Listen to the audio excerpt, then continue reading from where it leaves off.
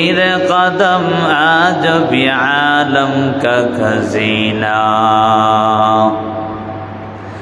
گر سنت نبوی کی کرے پیروی امت گر سنت نبوی کی کرے پیروی امت طوفان سے نکل جائے گا پھر اس کا سفینہ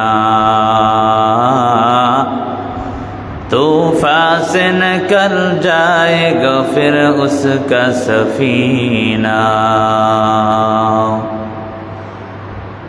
আলহামদুলিল্লাহ মহান রব্বুল আলামিনের দরবারে অসংখ্য গণিত শুকর যে রব্বুল আলামিন মহব্বত করে দয়া করে ভালোবেসে মহান রবের ঘর বেরাবো কেন্দ্রীয় জামে মসজিদে জুমার নামাজ আদায়ের উদ্দেশ্যে আসার বসার তৌফিক দিয়েছেন। মুসলমান হিসাবে ইমানের আওয়াজকে উঁচু করে বলিষ্ঠ কণ্ঠে সেই রবের দেয়া নিয়ামতের শুকর আদায় করে পড়ি আলহামদুলিল্লাহ। সর্বোপরি দুরূদ ও সালাম বিশ্ব মানবতার মুক্তির দিশারি সৈয়দুল মুরসালিন খাতামুন নবিয়্যিন নবিয়্যুল আরব ওয়াল আজম জনাব মুহাম্মদুর রাসূলুল্লাহ সাল্লাল্লাহু আলাইহি ওয়া আলিহি ওয়াসাল্লামের উপর আমি যে পবিত্র কোরআন থেকে আয়াতে কারিমা তেলাওয়াত করেছি, এই আয়াতটা হলো পবিত্র কোরআনের সূরাতুল আহজাবের 33 নম্বর আয়াত। রাসূলের অসংখ্য হাদিস থেকে এক টুকরা হাদিস তেলাওয়াত করেছি। আল্লাহ যদি তৌফিক দান করেন এই আয়াত ও হাদিসের সমন্বয়ে কোরআন সুন্নাহ ভিত্তিক আলোচনা করার চেষ্টা করব ইনশাআল্লাহ।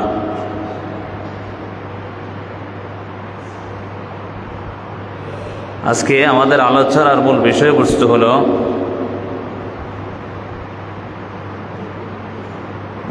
নারীদের পর্দা এবং পর্দা না করলে তার ভয়াবহতা। নবীজির কন্যা সৈয়দাতুন নিসাই আহলিল জান্নাহ হযরত ফাতেমাতুজ জোহরা রাদিয়াল্লাহু তাআলা আনহা, যিনি জান্নাতি নারীদের সর্দারনি হওয়ার পরেও তিনি পর্দার ব্যাপারে কেমন গুরুত্ব দিয়েছেন সেই বিষয় নিয়ে আলোচনা। আজকাল আমরা মনে করি নামাজ পড়া ফরজ, যাদের উপর হজ ফরজ হয় হজ আদায় করা ফরজ, যাদের উপর জাকাত ফরজ হয় জাকাত আদায় করা ফরজ, প্রাপ্ত বয়স্ক সুস্থ মস্তিষ্ক বালেগ পুরুষ এবং নারীর উপর রোজা ফরজ। কিন্তু পর্দা যে ফরজ এটা জানা হয়, আর জানা থাকলেও মানা নাই। কথা কি বুঝেন? পর্দা যে ফরজ সেটা জানা থাকলেও কি নাই, মানা নাই। অনেক মহিলা দেখবেন, অনেক মা বোনেরা নামাজ পড়ে ঠিক পর্দা করে আছে না, আবার অনেক মা বোনেরা নিজের দেবরের সাথে পর্দা করে, নিজের চাচা শ্বশুরের সাথে পর্দা করে, মানে বাহিরে।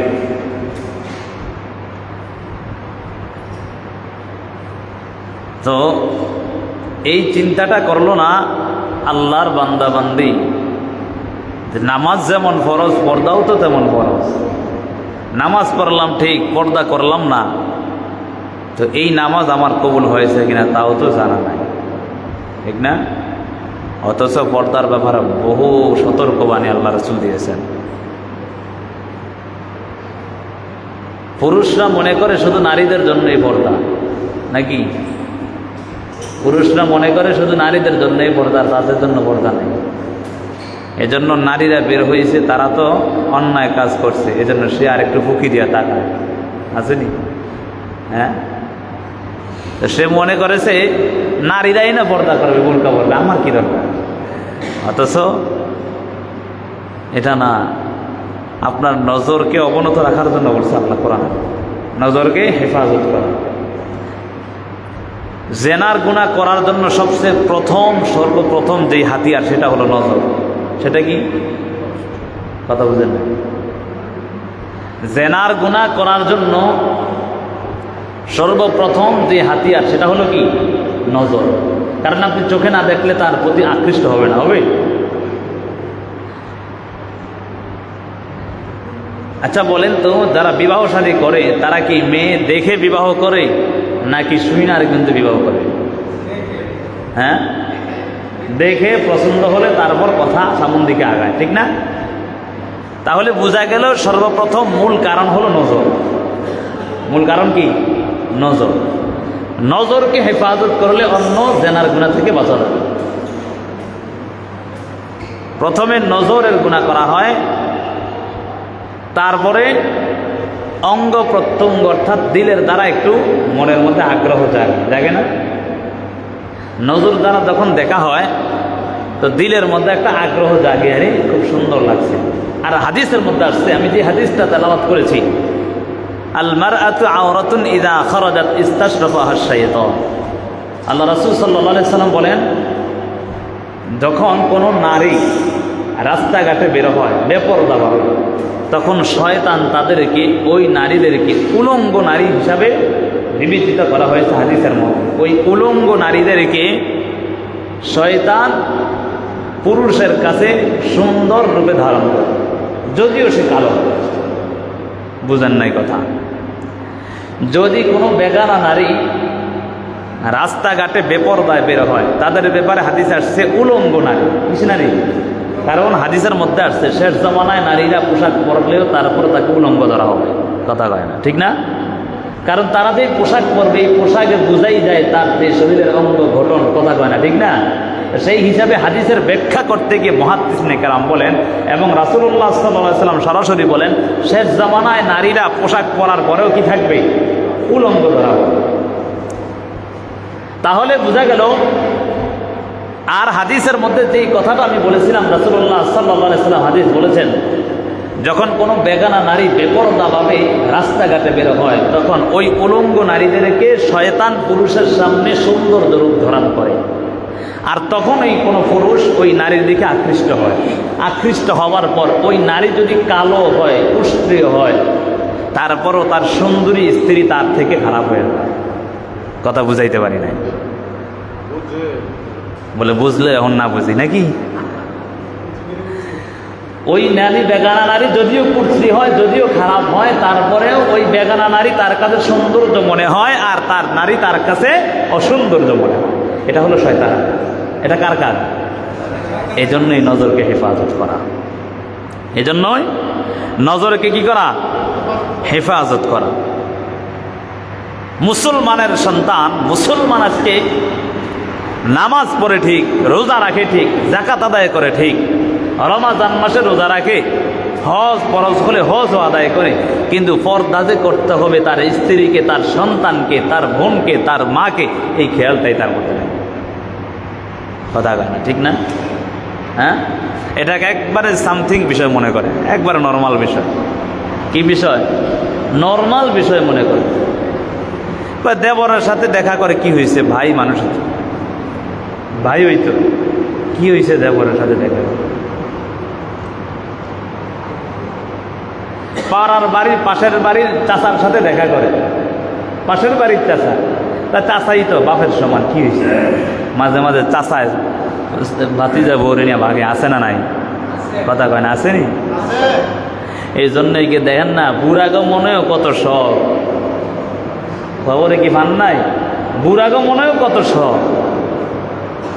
আল্লাহ হেদায়েত দান করুন সকলে বলে আমিন। চিন্তা করা যায়, মুসলমান আবার পর্দার ওয়াজ করে,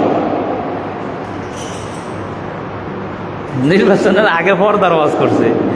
এই লোকেই যদি নির্বাচনের পরে ক্ষমতা হইয়া বেগানা নারীর সাথে আপত্তিকর অবস্থায় ধরা খায়, এটা কি হয়?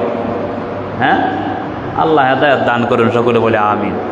এই নাম কাওয়াজতে ইসলাম আমরা মানি না। কথা কয় না, ঠিক না? পূর্ণাঙ্গ ইসলাম আমাদের মানতে হবে। কথা বলেন। আল্লাহ আমাদেরকে হেদায়েত দান করুন।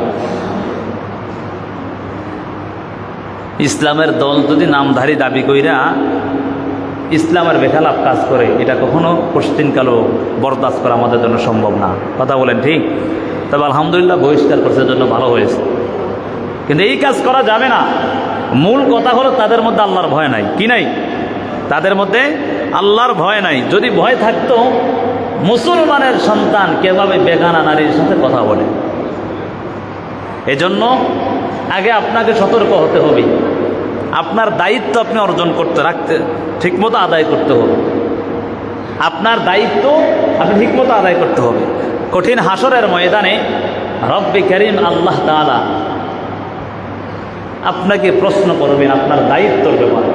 আপনি কতটুকু দায়িত্ব আদায় করছেন? আপনার দায়িত্ব আপনি কতটুকু আদায় করছেন এই ব্যাপারে আল্লাহ আপনাকে প্রশ্ন করবেন কঠিন হাসরের ময়দানে। এজন্যই রাসূলুল্লাহ সাল্লাল্লাহু আলাইহি সাল্লাম হাদিসের মধ্যে বলেন, আলা কুল্লুকুম রাঈন ওয়া কুল্লুকুম মাসউলুন আন রাইয়াতিহি আও কামা ক্বালা আন-নাবিয়্যু আলাইহিস সালাতু ওয়াস সালাম। মায়ার নবী হাদিসের মধ্যে বলেন, প্রত্যেককে আল্লাহ তাআলা জিজ্ঞাসা করবে তার দায়িত্বের ব্যাপারে। কঠিন হাসরের ময়দানে যখন নারীকে আমার আল্লাহ প্রশ্ন করবেন, কেন বেপরদায় চললা?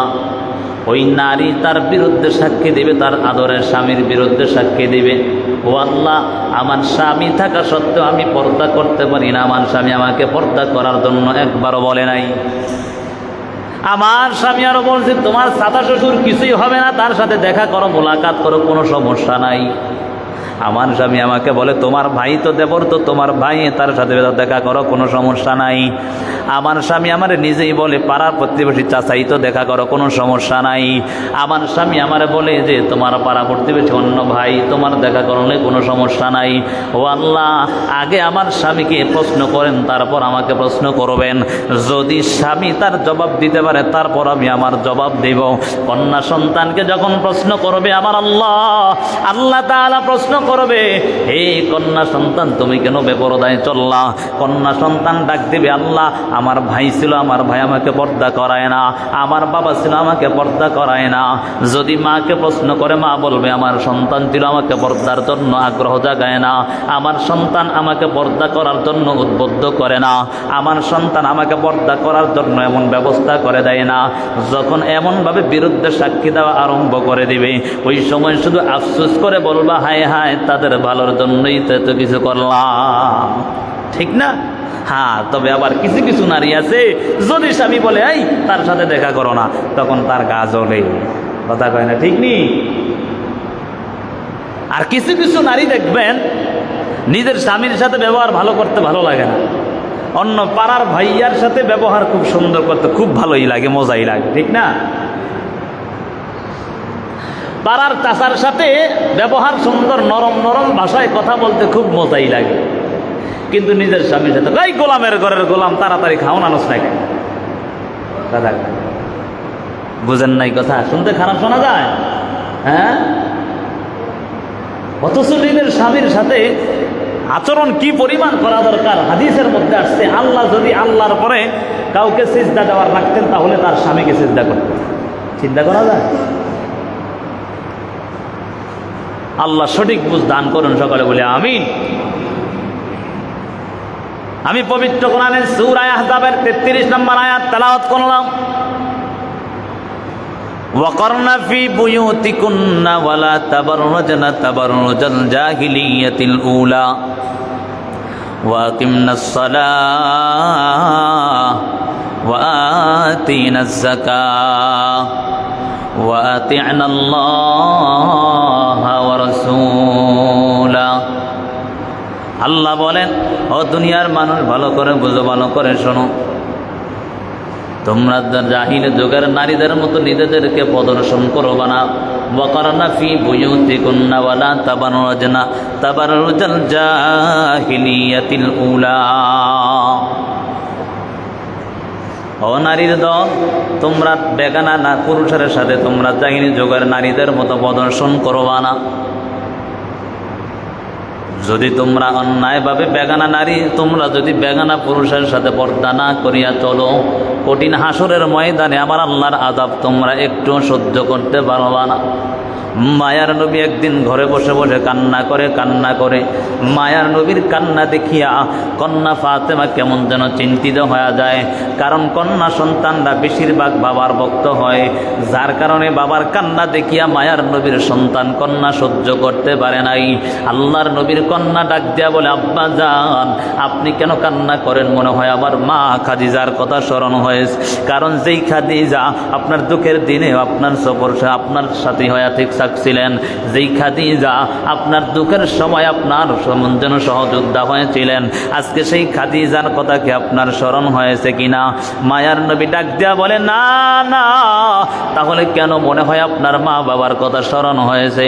কারণ ছোটবেলায় দুনিয়ায় আসার আগে আপনি বাবা হারায়া ফেললেন, মা 6 বছর বয়সে হারায়া ফেললেন, এই জন্য মনে হয় আপনার মা বাবার কথা কি স্মরণ হয়েছে, এই জন্য কান্না করেন। নবী বলে, না না। আল্লাহর নবীর কন্যা ডাক দেয়া বলে, আব্বা জান নাকি আপনার আদরের নাতি হাসান হুসাইনকে না দেখি আপনি কান্না করেন? আল্লাহর নবী বলে, না না, কেন কান্না করেন? আল্লাহর নবী আবার ডাক দেয়া বলো, আমার কন্যা শোনো, আমি যখন মেরাজের রাত্রে আমার আল্লাহর সাথে মুলাকাত করতে যাই, আল্লাহ তাআলা জিবরাইল আমিনের মাধ্যমে আমাকে যখন জান্নাত জাহান্নাম ভ্রমণ করাইলেন, জান্নাত ভ্রমণ করে জাহান্নাম ভ্রমণ করে তাকানোর পর আমি তাকায় দেখি অধিকাংশ নারীর দলদেরকে জাহান্নামে দেখা যায়। আমি ওই জাহান্নামীদেরকে তাদের আযাব দেখি আমি এখনো সহ্য করতে পারি নাই। আমার এখনো পর্যন্ত শুধু কান্না আর কান্নাই আসতেছে। যখনই আমার কথা এই কথা স্মরণ হয় আমার কান্না বন্ধ করতে পারি নাই। কন্যা ডাক দিয়া বলে, পয়গম্বর কি এমন আযাব যার কারণে আপনি কান্না করতে হয়? আল্লাহর নবী ডাক দিয়া বলে, আমি অধিকাংশ নারীদের মধ্যে একদল নারীদেরকে আমি তাকায়া দেখি তাদের চুলগুলোর মধ্যে কেমন যেন ঝুলাইয়া পুরা আগুনের মধ্যে আগুন নিচের দিকে এমনভাবে উত্তপ্ত করা হয়েছে, যার কারণে মাথার মগজগুলো টাস টাস টাস টাস করে বাতের মারের মতো টকবক করতেছে। ও কন্যা, আমি এমন আযাব দেখি আর সহ্য করতে পারি নাই। আল্লাহর নবী ডাক দিয়া বলে, এরে কন্যা শোনো, আমি এমন আযাবগুলো দেখিয়া আমি নবী সহ্য করতে পারি নাই। এবার কন্যা ডাক দিয়া বলো, পয়গম্বর তাদেরকে আযাবগুলো দেওয়ার কারণটাকে একটু জানতে চাই। এবার নবী ডাক দিয়া বলো, কন্যা শুনিয়া নাও, দুনিয়ার জমিনে থাকিয়া ওই সমস্ত নারীরা বেগানা পুরুষের সামনে তাদের মাথার চুলগুলো খুলিয়া খুলিয়া চলাফেরা করত, এই জন্য আমার আল্লাহ তাদের কেমন আযাব দিয়েছে। ও মা বোনের দল, আজকে তাকায় দেখো কত রকমের অন্যায় করে করে জীবনটা পরিচালনা করো। টাইট পিট পোশাক পরিয়া পরিয়া নিজের শরীরের গঠনটা অন্য বড় পুরুষকে দেখায় দাও, সাবধান হয়ে যাও, আল্লাহর আযাব সহ্য করতে পারবা না। মায়ার নবীর কন্যা সাইয়্যিদাতুন নিসাই আহলিল জান্নাহ হযরত ফাতেমা রাদিয়াল্লাহু তাআলা আনহা, যিনি নারীদের সরদারনি অর্থাৎ জান্নাতের মধ্যে নারীদের সরদার, সেই ফাতেমা পর্যন্ত কেমন পর্দা জানো রে বাবা। আল্লাহর নবীর কন্যা ফাতেমার ঘরে 3 দিন পর্যন্ত খাবার নাই। মায়ার নবীর কন্যা তার বড় কারো কাছে কোনোদিন বলেন নাই, শুধু আল্লাহর কাছে কান্না করতেন, আল্লাহর কাছে কান্না আর কান্না। মায়ার নবীর কন্যার ঘরে 3 দিন যখন খাবার নাই, আল্লাহর নবীর সাহাবী হযরত আলী রাদিয়াল্লাহু তাআলা আনহু একদিন জোহরের নামাজ আদায় করতে মসজিদে নববীর মধ্যে হাজির হয়ে গেলেন।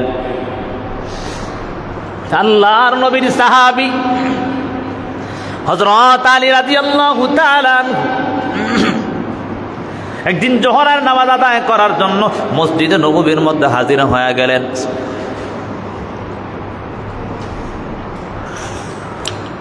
হাজির হইয়া তাকায় দেখে মায়ার নবীর কামরার সামনে 6টা বকরি কেমন যেন বাঁধা আছে। আলী দেখে তাকায় দেখে 6টা বকরি নবীজির কামরার সামনে রুমের সামনে বাঁধা। দেখার পর আলীর মনে একটু খুশি থাকছে, হাইরে আজকে 3 দিন যাবত আমার ঘরে খাবার নাই, যার কারণে আজকে তার মধ্যে থেকে একটা হলেও তো আমার ভাগে পড়বে, কারণ আমি তো নবীজির জামাই, ঠিক না? আমগো নেতাকে অবস্থা দেখেন নাই, কথা কয় না, আমগো নেতাকে অবস্থা যদিও রিলিফের মালা হে চিন্তা করে সব নিজের আত্মীয় স্বজন, এরপরে অমুক তমুক, কথা কয় না, ঠিক নি? আলী চিন্তা করছে যে আমার শ্বশুরের কাছে যেহেতু 6টা বকরি আসছে, এজন্য আমি এর থেকে তো কমপক্ষে একটা হলেও পাবো ভাগের মধ্যে, কারণ আমার ঘরে আজকে 3 দিন যাবত কি নাই, খাবার নাই। আলী এক সাহাবিকে প্রশ্ন করে, নবীজিকে তো আর প্রশ্ন করতে পারে নাই, সাহাবিকে প্রশ্ন, এই সাহাবি বলো তো এই বকরিগুলো কোত্থেকে আসছে? বলে এই বকরিগুলো রাসূলের জন্য হাদিয়া আসছে। সুবহান, কি আসছে? সৎকার মাল হলে তো আবার নবীজির সাহাবি আলী খাইতে পারবে না, কারণ নবীজির বংশে সৎকার মাল খাওয়া কি নিষিদ্ধ।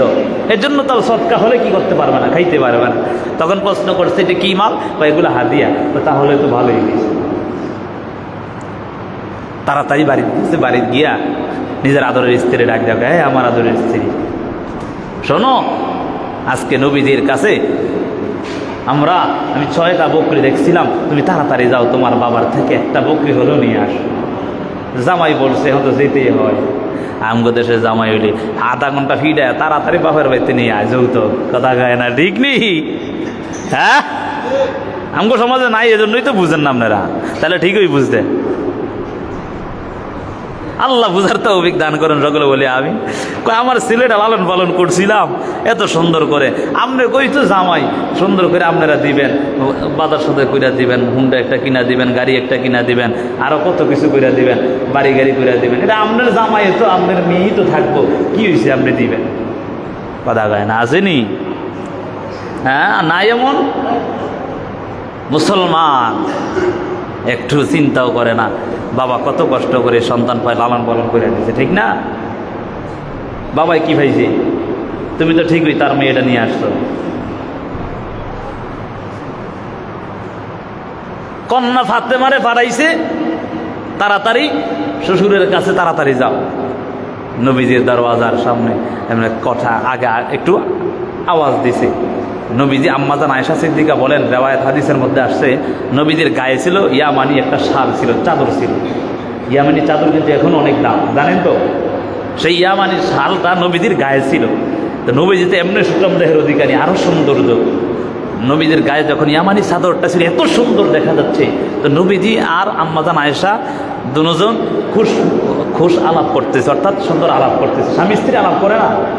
তো নবীজি যখন আম্মাজান আয়েশা যখন বসে রইলেন, নবীজিও বসে রইলেন। এই অবস্থায় ফাতেমা ঘরের দরওয়াজা একটু আগে আওয়াজ করছেন, নবীজির সাথে সাথে বসার থেকে দাঁড়ায় গেছে।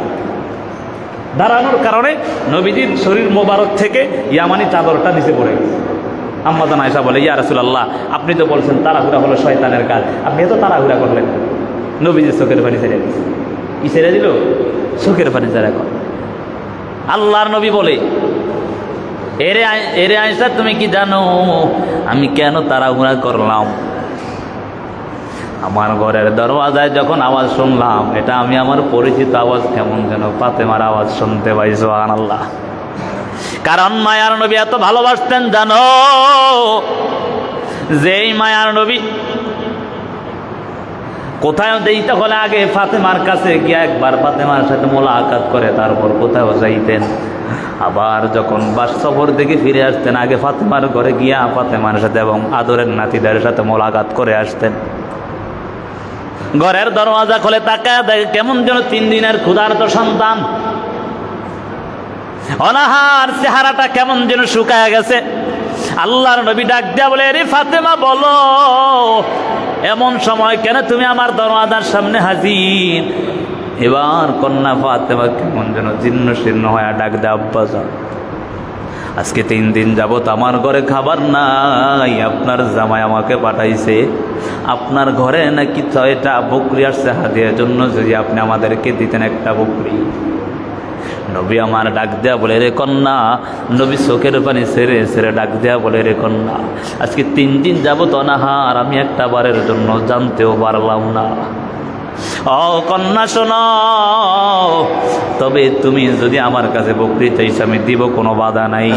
তবে কন্যা শুনিয়া নাও, আমি যদি একটা বকরি তোমাকে হাদিয়া দেই, তুমি নিয়ে 1 দিন 2 দিন 3 দিন খেতে পারবা, কিন্তু তারপরের দিন কোথায় যাইবা? তবে ফাতেমা শোনো, আমি তোমাকেও যদি তুমি বলো একটা আমল শিখাইয়া দিব, সেই আমলটা যদি তুমি করো, আমার আল্লাহ তোমার রিজিকের ব্যবস্থা করে দিবে। সুবহানাল্লাহ। আমরা হইল কিন্তু আমল ভরে দেন, আগে খাওন দেন, কথা কয় না, ঠিক না? এবার কন্যা ডাক দেয়া বলে, পয়গম্বর, তাহলে আমার বকরি লাগবে না, আমাকে আমল দিয়া দেন। নবী বলে, তুমি এবং তোমার আদরের স্বামী মিলিয়া নামাজ এশারের নামাজ আদায় করিয়া তারপর ইস্তেগফার দরুদ শরীফ আদায় করে, তার উপর 2 রাকাত সালাতুল হাজত পড়া। কয় রাকাত? 2 রাকাত সালাতুল হাজত পড়িয়া তারপর এই দোয়াটা পড়তে থাকবা, পরে পরে আল্লাহর কাছে কান্না করবা, আমার আল্লাহ তোমাকে কান্না করতে দেরি, খাবার দিতে দেরি করবে না। সুবহানাল্লাহ। সেই দোয়াটা হলো আল্লাহুম্মা ইয়া আউয়ালাল আউয়ালিন ইয়া আখিরাল আখিরিন ইয়া যাল কুওয়াতিল মাতিন ইয়া রহিমাল মাসাকিন ইয়া আরহামার রাহিমিন।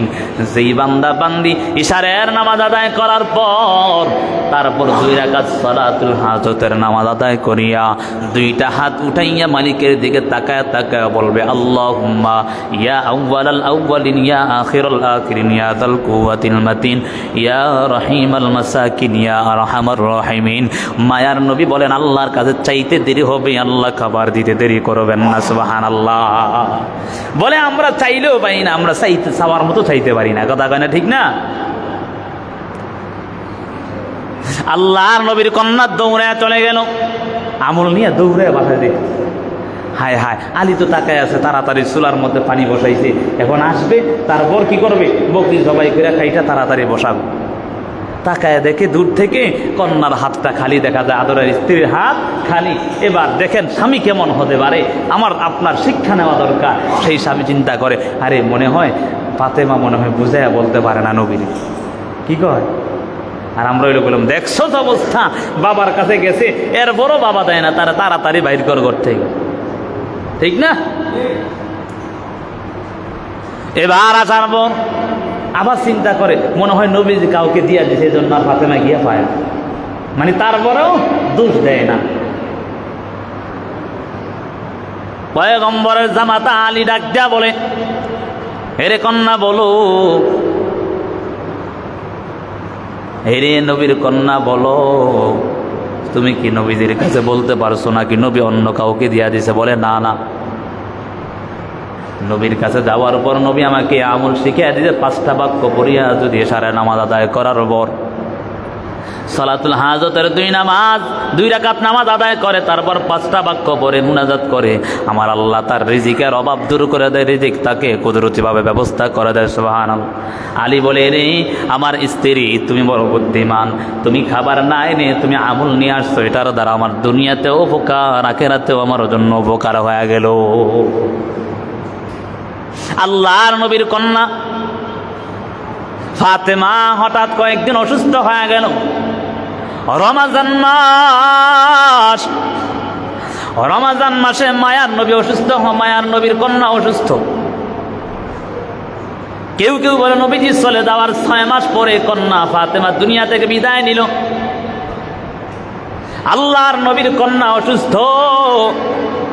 একদিন আলী ফজরের নামাজ আদায় করার জন্য মসজিদের মধ্যে হাজির হয়ে গেলেন। মসজিদ থেকে নামাজ পড়ে আসিয়া তাকায়া দেখে কন্যা ফাতেমা, মায়ার নবীর কন্যা ফাতেমা ঘরের বিছানা, নামাজের বিছানায় নাই। নবীর সাহাবী আলী কেমন যেন একটু নিরাশ হয়ে গেল। হায়রে, আমি তো কোনোদিন আমার এই আদরের স্ত্রীকে কোনোদিন ফজরের নামাজ পড়ার পর সাথে সাথে তার মুসল্লা থেকে বের হতে দেখি নাই।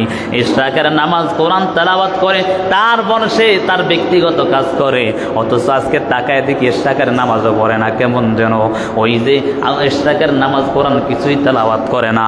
তাকায়া ঘুরে ঘুরে ঘরের মধ্যে তাকায়া দেখে চুলার মধ্যে কেমন যেন আগুন দিতেছে, গরম পানি করে, এই দিক দিয়া কতগুলো কাপড় কেমন যেন ভিজানো আরম্ভ করে দিলেন। এমন অবস্থার মধ্যে আল্লাহর নবীর কন্যা ফাতেমা যখন তাকায়া দেখে অনেক কাজ করতেছে, এবার আলী ডাক দিয়া বলে, এরে আদরের স্ত্রী আমার, তুমি অসুস্থ হওয়ার পরেও কেন এই সকাল সকাল তুমি এত কাজ করতেছো? এবার আদরের স্ত্রী কেমন যেন চোখের পানি ছাড়িয়া বলে, ওরে স্বামী আমার, আমি তো তোমার কাছে কথা গোপন রাখতে পারি নাই। আজকে রাত্রে আমি ঘুমের ঘরে তাকায়া দেখি আমার মায়ার নবী হাজির। আলামিন আমার মায়ার নবী আমাকে ডাক দিয়া বলে, রে সন্তান, আজকে তুমি ভোর রাত্রে সাহারি করবা আলীর সাথে, আর সন্ধ্যার সময় ইফতারি করবা আমার সাথে জান্নাতি দস্তরখানায়। ও আলী, এই জন্য আমি তাড়াতাড়ি করে কাজ করা আরম্ভ করে দিলাম।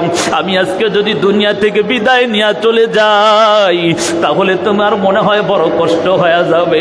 এই জন্য অনেক পানি গরম করিয়া কয়েকদিনের জন্য আপনার খেদমতটা আগে আগে করিয়া যেন যেতে পারি, যাতে করে কঠিন হাসরের ময়দানে আমার আল্লাহর কাছে আমার দাঁড়াতে না হয়, আমার আল্লাহ যেন আমার আল্লাহর কাঠগড়ায় যেন দাঁড়াতে না হয়।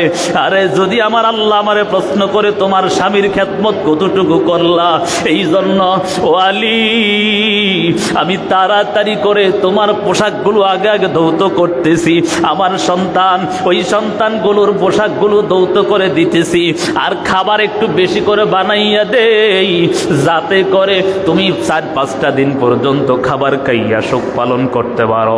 আর আলী তোমার কাছে আমি বলে যাই, আমি তোমাকে কয়েকটা আদেশ দিয়া যাই, এই আদেশগুলো আমি মৃত্যুর পর পালন করবা। আর ডাক দিয়া বলে, এরে স্বামী আমার বিরুদ্ধে ওই হাসরের ময়দানে আমার আল্লাহর কাছে সাক্ষী দিবা না, আমার বিরুদ্ধে সাক্ষী যেন না হয়। এই জন্য আপনার কাছে আমি ক্ষমা চাই, আপনার খেদমত আমি করতে পারি নাই। কিতাবের মধ্যে লিখে আলী সাথে সাথে বসার থেকে উঠিয়া কন্যার মায়ার নবীর কন্যা ফাতেমার হাতটার মধ্যে ধরিয়া বলে, এরে আমার আদরের স্ত্রী, আমি তো এমন একজন নবীর কন্যা ঘরে আনলাম যেই নবীর সৃষ্টি না করলে দুনিয়ার আসমান জমিন কিছু আল্লাহ সৃষ্টি করতেন না। ওরে আমার আদরের স্ত্রী শোনো, আমি যে তোমার ঘরে আনলাম এমন কোনো দিন আমি তোমাকে ঠিক মতো খাবারও খাওয়াইতে পারি নাই, আমি তোমাকে কোনোদিন ঠিক মতো পোশাকও দিতে পারি নাই, এই জন্য তুমি আমাকেও ক্ষমা করে দাও। স্ত্রী বলে, না না, আমার কোনো অভিযোগ নাই, আমার কিছুই নাই। এবার বলে, আমার কয়েকটা আদেশ হলো। 1 নম্বর আদেশ হলো, আমি যখন দুনিয়া থেকে বিদায় নিয়ে চলে যাব কিছুদিনের মধ্যে আপনি বিবাহ শাদী করে ফেলবেন, যাতে করে আপনার খেদমত করার জন্য যেন কষ্ট না হয়, আপনার যেন চলাফেরায় কষ্ট না হয়।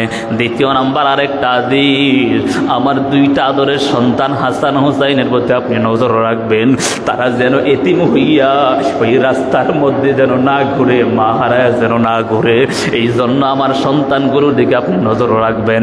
3 নম্বর যে আদেশটা, সেটা হলো পয়গম্বরের জামাই আলী, শোনো, যখন আমি দুনিয়া থেকে বিদায় নেব দুনিয়ার কাউকে আপনার যেন খবর দিবেন না। কেন দিবেন না? বলে, দুনিয়া থেকে আমি মারা যাওয়ার সাথে সাথে আমাকে আপনি তাড়াতাড়ি করে দাফন কাফন সেরে ফেলবেন। কারণ হলো, ও পয়গম্বরের আদরের জামাই, শোনো, আমি দুনিয়া থেকে বিদায় নেওয়ার পর যদি অন্যান্য মানুষ চলে আসে আর যদি আমাকে আপনি কাফন পরাইয়া তাদের সামনে নেন, যদি তারা হঠাৎ করে আমাকে দেখে ফেলে আমার শরীরের গঠনটা কতটুকু, আমার শরীরটা কতটুকু লম্বা, কতটুকু মোটা, আর যদি তারা এটা জানতে পারে তাহলে আমি আমার আল্লাহর কাছে জবাব দিতে পারবো না। এই জন্য আমি আপনার কাছে বলতে চাই, আপনি দুনিয়া থেকে বিদায় নেওয়ার সাথে সাথে কাউকে খবর না দিয়ে আমারে দাফন করে ফেলবেন। সুবহানাল্লাহ। চিন্তা করা যায় কেমন ছিল নারী, যিনি ছিলেন জান্নাতের নারীদের সর্দার, সেই নারী পর্যন্ত আল্লাহর নবীর কাছে, সাহাবীর কাছে বলে, আমাকে তাড়াতাড়ি আপনি দাফন করে ফেলবেন। জীবনে কোনোদিন বেপরদায় চলে না। আর আজকে আমার মা বোনেরা কেমন বেপরদায় চলে, একটা বারও চিন্তা করলো না। হায় রে, জাহান্নামের আযাব কেমনে সহ্য করবে? দেবরের সাথে দেখা করো, লজ্জা লাগে না? অন্য চাচা পাড়ার ভাইয়ের সাথে দেখা করো, লজ্জা লাগে না? পাড়ার দেওরের সাথে কথা বলো, লজ্জা লাগে না? পাড়ার অন্য লোকের সাথে দেখা করো, একটু কি লজ্জা লাগে না? আল্লাহর কাছে জবাব দিতে হবে না? দোকানপাটে গিয়া চেহারাটা দেখাইয়া মার্কেট করতে হয়, চেহারা দেখাইয়া মার্কেট করতে হয়, শরীরে টাইট পিট পোশাক পরিয়া, একটু লজ্জাও লাগে না? কিছু নারীরা এখন তাকায় দেখি নিজের সামন দিয়ে, আমরা হুজুর হওয়ার পরেও আগে তো মনে করতাম অন্যান্য মানুষ মনে তাগো কাছে কাবুর হয়ে গেছে, হুজুররা কমপক্ষে পুরুষ, এখন তো হুজুর গরু এমন মনে করে হুজুরের সামনে দিয়ে হাঁটে সেলোয়ার কামিজ পইরা। আল্লাহ হেদায়েত দান করুন সকলে বলে আমিন। যে কথাগুলো বললাম, সর্বপ্রথম আমাকে আমল করার তৌফিক দান করুন, তারপর সকলকে আমল করার